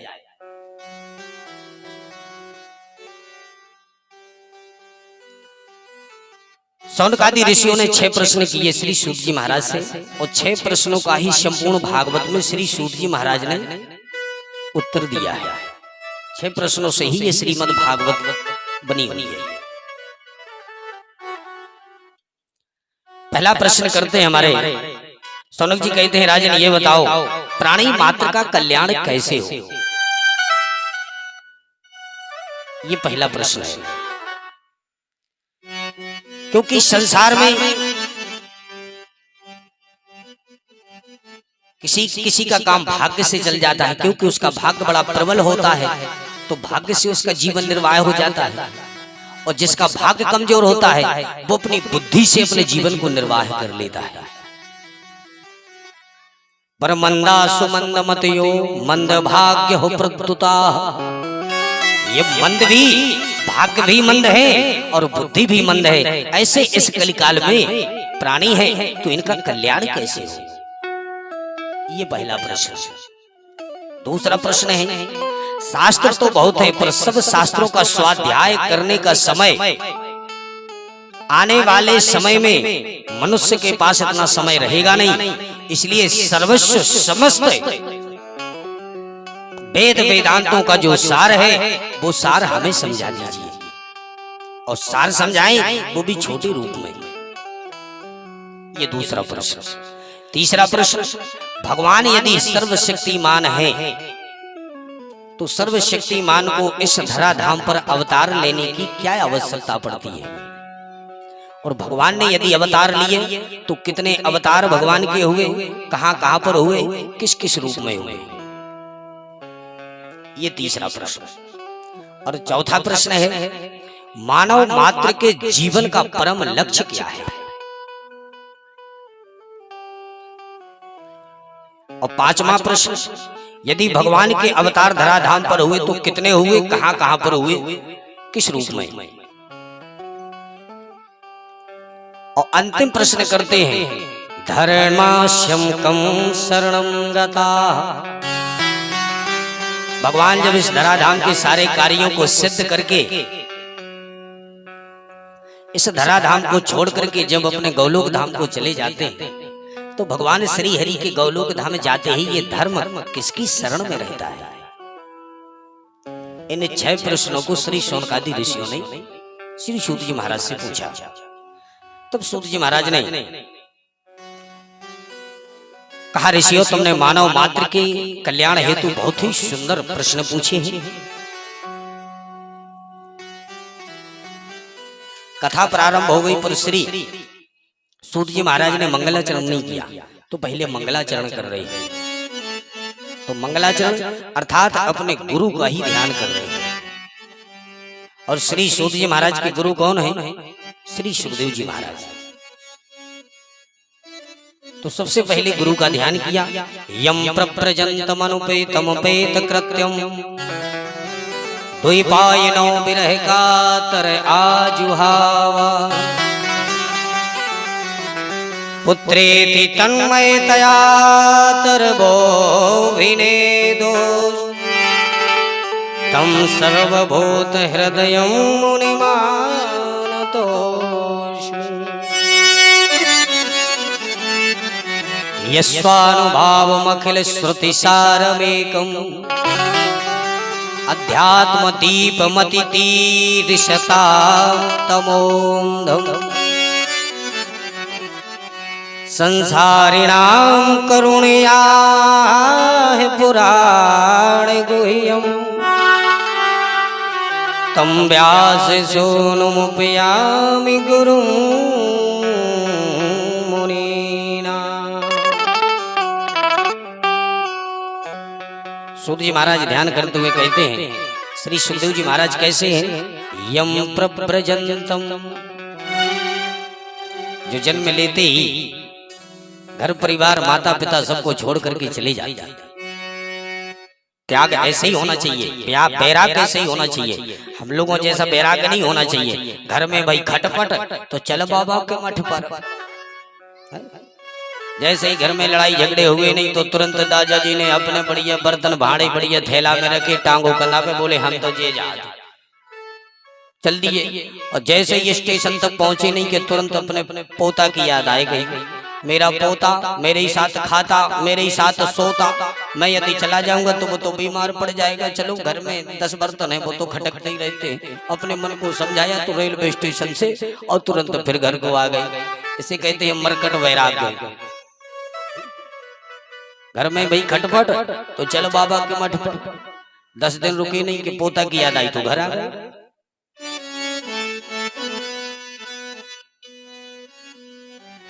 जो हम पहाड़ा पढ़ते हैं हमें उसमें ही सारा ज्ञान मिलता है, पर हम उसको पढ़ते हैं समझते बिल्कुल नहीं। जैसे पहाड़ा है 1 से 100 तक का है ना, तो 100 के 4 भाग कर लीजिए, 25-25 हो गया। इस कलयुग में आयु है मनुष्य की 120 वर्ष, तो 120 वर्ष तो जाता ही नहीं। उसमें से भी 20 कम कर दो तो 100 तो मान ही नहीं। अभी भी कुछ ऐसे लोग हैं कि वो अभी भी 90, 95, 100 वर्ष के अभी भी। हमको अभी एक बीना गए थे भागवत करने के लिए। बीना के पास एक बहुत अच्छा सिद्ध आश्रम है कनखर धाम हरदौल जी की, जहाँ आज भी थार लगती है। वहां पर अनेक न जाने करोड़ों श्रद्धालुओं के भी वहां कार्य संपन्न हुए। वहां पर अभी 6 महीने पहले भागवत करके आए। वहां पर हमें एक माता जी के दर्शन हुए, 113 वर्ष की। अभी भी वो हैं और अभी भी वो कार्य अपने हाथों से ही करती हैं। 113 वर्ष की। इसका मतलब मनुष्य की आयु इस कलयुग में 120 तो निश्चित है ही। सतयुग त्रेता में तो ना जाने कितनी आयु थी, उसकी तो गणना ही नहीं हम कर सकते। आगे अभी चल के हम सुनेंगे संतों ने 10-10 हजार वर्ष तपस्या की। इसका मतलब जब 10,000 वर्ष तपस्या की तो जिंदा ही रहे होंगे, मरने के बाद थोड़ी 10,000 वर्ष तपस्या कर सकते हैं। तो सतयुग त्रेता में होने की आयु निर्धारित नहीं थी कि इतने ही ये इस संसार में आकर के रहेंगे, क्योंकि आयु को हम कम करते हैं अपने कर्मों से। सकल पदार्थ है जग माही, कर्महीन नर पावत नाही। कर्म यदि हमारे अच्छे रहे तो निश्चित है हम 120 वर्ष की आयु प्रदान करेंगे, और यदि हमारे कर्म अच्छे नहीं रहेंगे तो 120 तो ठीक है, उसमें से भी आधी कर दूं तो 60 भी असंभव। तो 120 में यदि 20 कम कर दो तो 100 तो माने ही लो। 100 के यदि 4 भाग कर दो तो 25-25 हो गया। 25 वर्ष तक हमें माता पिता गुरु इन तीनों से शिक्षा ज्ञान प्राप्त करना चाहिए। 25 वर्ष के बाद माता पिता गुरु की आज्ञा से, इनके आशीर्वाद से हमें गृहस्थ में प्रवेश करना चाहिए, अर्थात शादी करना चाहिए, बच्चों को पैदा करना चाहिए, लालन पालन पोषण करके। और जैसे ही 50 वर्ष की आयु हो जाए तो 50 वर्ष के बाद हमें घर परिवार वालों से मोह ममता कम कर देनी चाहिए, क्योंकि 50 के बाद पहाड़ क्या करने लगता है, 51 52 वन। अब बाबा बन जाओ, घर में कछु नहीं रखो, हाँ? वन, जहां वन लग गया तो बन जाओ। और 50 वर्ष की आयु में हमें 2 पद भी प्राप्त हो जाते हैं। 2 पद कौन से? हमारे बेटे का जो बेटा है वो कहने लगता है बाबा बाबा हो जाओ, एक कहता है बाबा, तब तक दूसरा आ गया अपनी बेटी का बेटा, वो कहने लगता है नाना अभी नहीं। हम इसी में ही फंस जाते हैं, एक कहता है बाबा और एक कहता है नाना। अब हमारी बुद्धि इधर की उधर घूमी, इसका मतलब एक कहता है हो जाओ, एक कहता है नहीं, फिर फंस गए। फिर भी हम 10 वर्ष इसी में ही पड़े रहे तो 60 साल के बाद तो अपनी बुंदीली में खेल लगा के सटे आ जाता। चलो कोई बात नहीं, यदि 50 वर्ष से इसी नाना और बाबा में पड़े भी रहे तो 20 वर्ष फिर भी रह लो, कोई आवश्यकता नहीं कि भगवान का भजन करते रहो सिर्फ, पर बनने की बाबा आवश्यकता नहीं है। और जैसे ही 70 वर्ष पूर्ण हो तो फिर आप पहाड़ पड़िए, क्या आता है 71 72 73 अब तरने की सोच, क्योंकि मरना तो निश्चित है ही, और हम तरने की सोचते नहीं। 70 वर्ष की आयु में भी सोचते हैं हमारे पोते का विवाह है और हो जाए, बस पतहू आ जाए, 2 रोटी गरम गरम खा ले में फिर भगवान भली ले जाए।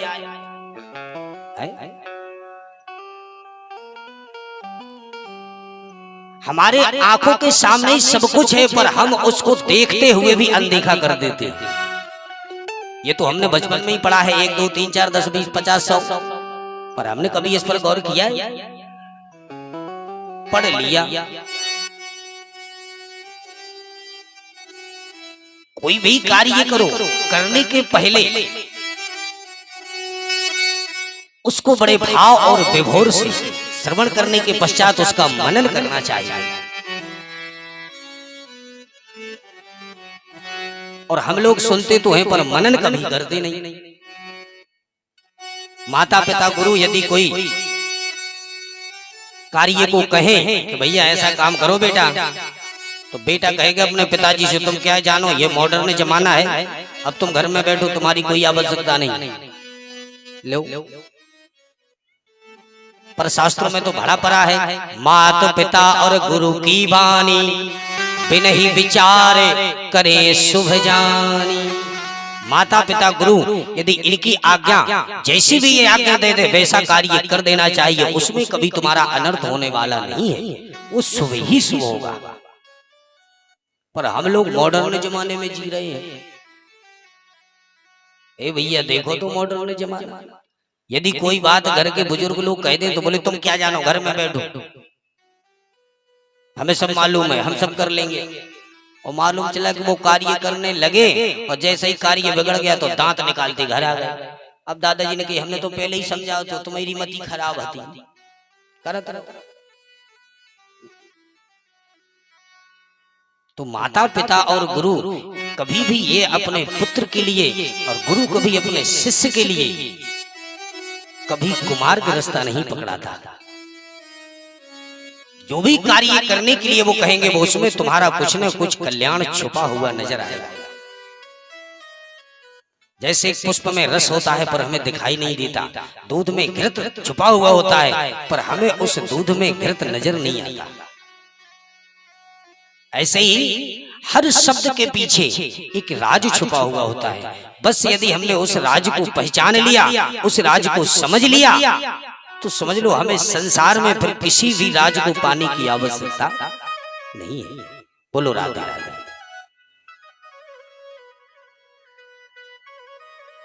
सूत जी महाराज बढ़िया सुंदर सा श्री सुखदेव जी का ध्यान कर रहे हैं। यम प्रव्रजंतम मनुपेत कृत्यम द्वैपायनो विरह का तरया जुहावा पुत्रेति तन्मयतया तरवोभिनेदुस् तम सर्वभूत हृदयं मुनिमानतोस्मि। यम प्रव्रजंतम, जो जन्म लेते ही घर से बाहर निकल गए। आज पिताजी अपने पुत्र के लिए बार बार पुकार रहे हैं, हे पुत्र कहाँ जा रहे हो, पुत्र कहाँ भागे जा रहे हो। पुत्र स्पष्ट कहता है, पिताजी ना आप मेरे पिता हैं और ना मैं तुम्हारा पुत्र हूं। क्यों? क्योंकि जिन पर कृपा राम की होई। आज सुखदेव महामुनि इस संसार में कब जन्म लिए? 12 वर्ष के बाद। क्यों? बोले जब तक प्रभु ने उनको आकर के वचन नहीं दिया तब तक वो गर्भ से बाहर निकले ही नहीं। तो श्रोता और वक्ता ये कोई साधारण थोड़ी है। परीक्षित जैसा श्रोता और सुखदेव जैसा वक्ता ये जन्म से ही मां के गर्भ में ही ये प्रभु की कृपा को प्राप्त करके ही प्रकट हुए हैं। और जिन श्रोता वक्ता के सामने देवता लोग अमृत का कलश लेके आए इसलिए तो भगा दिया, चलो हटो यहां से, तुम्हारी कोई आवश्यकता नहीं, दिस इज गो आउट, हटो यहां से। पर अमृत को देवता प्रलोभन नहीं कर सके। क्यों? आज परीक्षित जब मां के गर्भ में थे तो माधव ही अश्वत्थामा के ब्रह्मास्त्र से रक्षा करने के लिए आज मां के उदर में ही परीक्षित की रक्षा करने के लिए प्रविष्ट हो जाते हैं। तो 9 महीने भगवान ने मां के गर्भ में ही राजा परीक्षित की रक्षा की, इसलिए वो गर्भ से ही प्रभु की कृपा पात्र है। और दूसरे हमारे श्री सुखदेव महामुनि, सुखदेव जी जब गर्भ में मां के थे, व्यास जी कहते हैं अरे पुत्र बाहर आओ, तो स्पष्ट सुखदेव जी कहते हैं पिताश्री मैं इस संसार में आने वाला नहीं। क्यों? बोले मैं इसलिए नहीं आऊंगा कि संसार में प्रभु की माया, यदि मैं आ गया तो ये माया मुझे लपेट ली गई और मैं इस संसार में माधव की माया को कभी स्पर्श भी नहीं करने दूंगा। तो जब तक माधव मुझे आकर के दर्शन ना दे, मुझे वचन ना दे, तब तक मैं इस संसार में आ नहीं सकता। भगवान की स्तुति करनी पड़ी, भगवान का ध्यान किया व्यास जी ने, तब जाकर के भगवान प्रसन्न हुए और सीधे जाकर के मां के गर्भ में प्रविष्ट हुए। आज सुखदेव महामुनि ने प्रभु के सामने वही भाव प्रकट किए कि प्रभु आप मेरे सिर पर हाथ रख करके मुझे वचन दीजिए कि आपकी माया मुझे स्पर्श हुई अर्थात छू नहीं पाएगी, तब मैं इस संसार में जन्म लूंगा। आज प्रभु ने सुखदेव जी महाराज के सिर पर हाथ रखा कि हे पुत्र जाओ, मेरी माया तुम्हें नहीं छुएगी। तब जाकर के सुखदेव महामुनि ने 12 वर्ष के बाद इस धराधाम पर जन्म लिया। सौनक जी चौंके, बोले महाराज 12 वर्ष तक, ये 12 वर्ष तक मां के उदर में कैसे रहे? ये हमारी बात समझ में नहीं आई, जरा हमें विस्तार से समझावे। ये सुखदेव हैं कौन?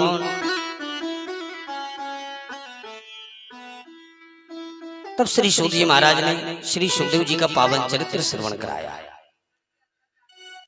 कहा सुनो ऋषियों, एक समय कैलाश पर्वत पर भोले बाबा और पार्वती मैया दोनों ही विद्यमान हैं। भोले बाबा तो एकांत में बैठ करके भजन पूजन बढ़िया ध्यान लगा करके समाधि ध्यान अवस्था में। नारद जी एक दिन घूमते घामते सीधे कैलाश पर्वत पर ही पहुंचे। जो कैलाश पर्वत पर पहुंचे,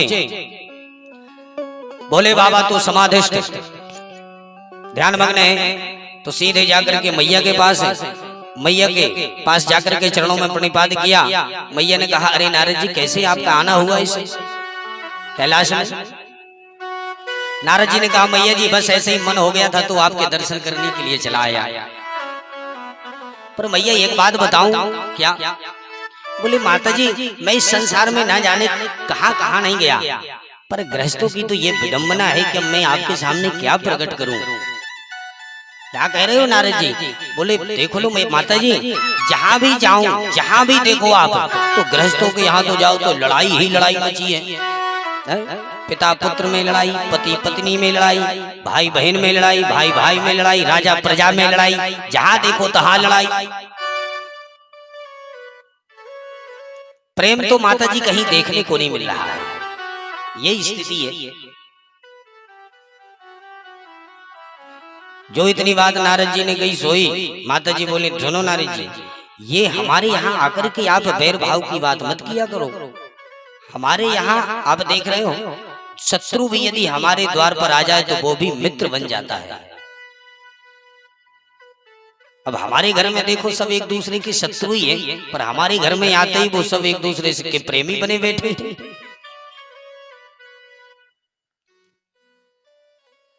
जैसे हमारे भोले बाबा की सवारी वो किस पर करते हैं? बोले बैल पर। और बोले हमारी सवारी सिंह पर। अब बताओ बैल और सिंह एक दूसरे के शत्रु हैं, पर हमारे घर में वो मित्र की तरह रहते हैं। दूसरी बात, हमारे भोले बाबा के गले में भुजगेंद्रहार विशाल सरता हुए, और हमारे एक पुत्र हैं जिसका नाम है गणेश। तो गणेश का वाहन कौन है? बोले चूहा। अब बताओ चूहा और सर्प एक दूसरे के शत्रु हैं। यदि सर्प को यदि चूहा नजर आ जाए तो